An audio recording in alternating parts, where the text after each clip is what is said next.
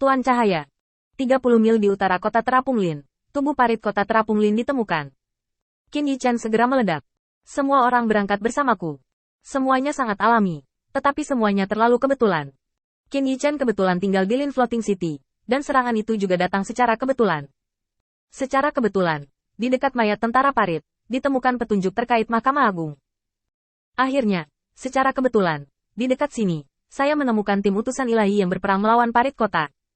Terjadinya pertempuran hampir menjadi semacam tak terelakkan.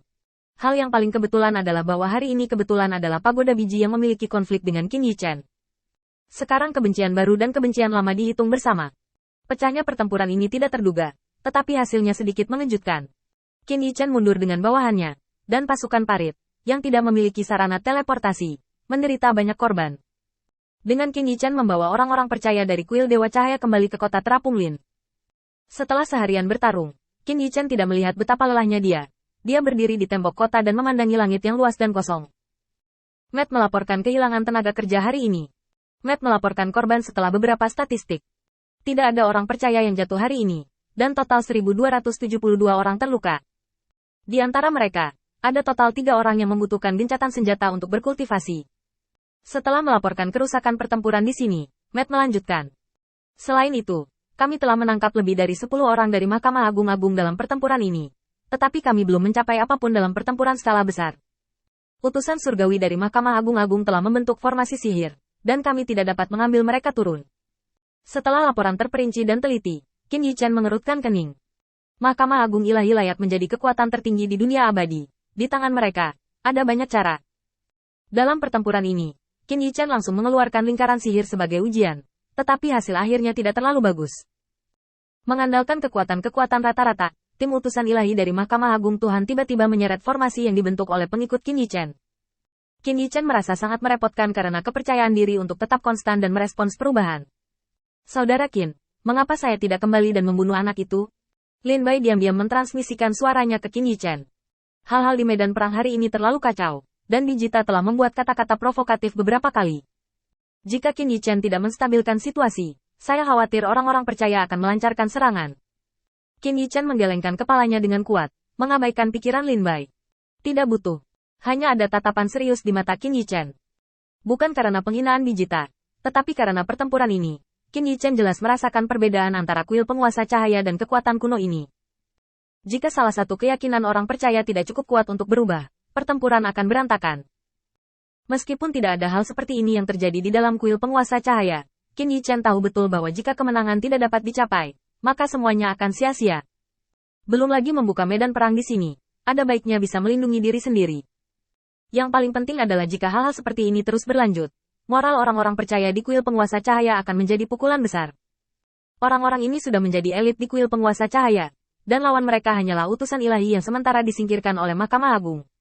Sambil memikirkannya, Matt di samping angkat bicara. Mungkinkah Lord Light mengkhawatirkan moral? Sebenarnya, kamu tidak perlu peduli tentang ini sama sekali. Kami orang percaya memiliki suara dalam masalah ini. Kita semua tahu bahwa kuil Lord Cahaya bukanlah kekuatan iman terkuat, dan kita juga tahu bahwa kekuatan kita saat ini lemah. Tetapi, di antara anggota tim penegak hukum di bawah komando saya tahu bahwa banyak dari mereka bergabung dengan kuil penguasa cahaya. Pada saat itu, dia siap bertarung sampai mati untuk kuil penguasa cahaya. Meskipun kita menghadapi musuh yang kuat hari ini, kita masih bisa mundur sepenuhnya, dan itu tidak akan pernah mempengaruhi moral. Mereka hanya akan bertarung lebih dan lebih berani. Qin Yichen memandang Matt, tentu saja dia mengerti pikiran Matt. Sekarang perang baru saja berakhir. Sebagai panglima tertinggi, saya tidak dapat menunjukkan keraguan apapun saat ini. Pukulan ini lebih menakutkan daripada kekalahan. Tapi Qin Yichen tidak banyak berpikir, hanya melihat pemandangan di depannya dengan ringan, tidak mengatakan apa-apa, dan menghela nafas dengan tenang.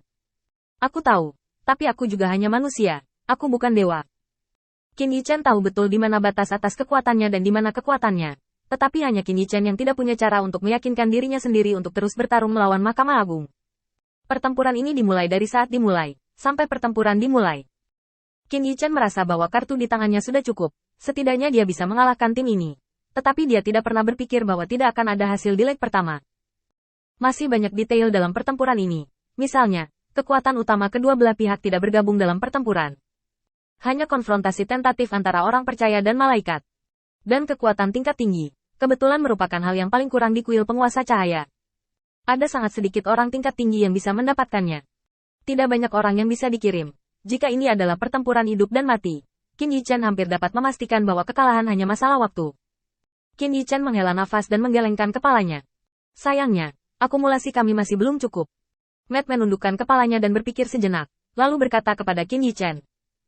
Bawahan akan pensiun dulu, memperbaiki orang percaya, dan kemudian mengambil rencana jangka panjang. Qin Yichan mengangguk diam-diam. Qin Yichan berdiri di dinding Lin Floating City dengan ekspresi tenang di wajahnya. Di bawah premis bahwa ada banyak kondisi menguntungkan untuk kuil penguasa cahaya, itu masih seri. Jika kata itu dipasang di peternakan sapi, maka ini adalah pertempuran yang kalah, dan tidak ada ruang untuk negosiasi sama sekali. Menutup matanya, dalam benak Qin Yichan, ada banyak kemungkinan kekalahan yang muncul satu persatu, dan ini adalah hal-hal yang Qin Yichan harus hindari para pengikutnya di langkah selanjutnya. Untuk cara-cara ini yang mungkin gagal, atur terlebih dahulu. Pikiran Qin Yichan menjadi sangat sederhana pada saat ini, mengosongkan pikirannya. Dengan keheningan Qin Yichan, waktu berlalu sedikit demi sedikit. Pada saat ini, di luar perkemahan kuil penguasa cahaya, sudah ada banyak orang yang menunggu di sini dengan hormat. Mereka tampak bersemangat, dan menantikan semua orang yang muncul di perkemahan kuil Lord of Light, mencoba menemukan jejak Qin Yichan. Seorang pria tidak bisa menunggu lebih lama lagi.